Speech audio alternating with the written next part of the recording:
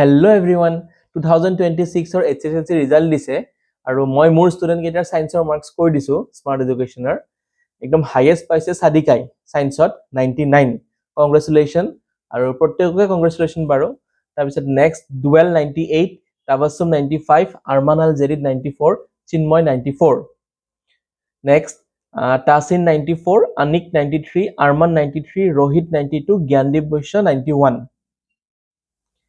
Tanvir Soikia 91, Zesim 90, Arman Ali 89, Fozia 89, George 88.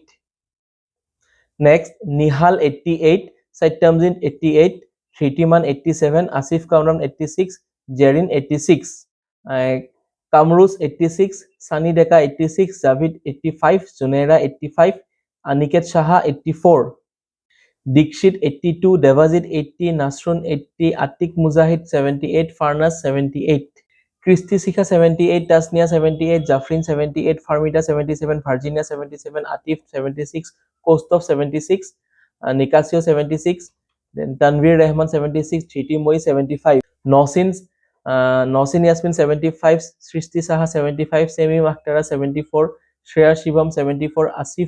Asik Akhtar 73, Manas 72, Tasnima 72, Sudarshana 72, Ezita 71, Jannat 71.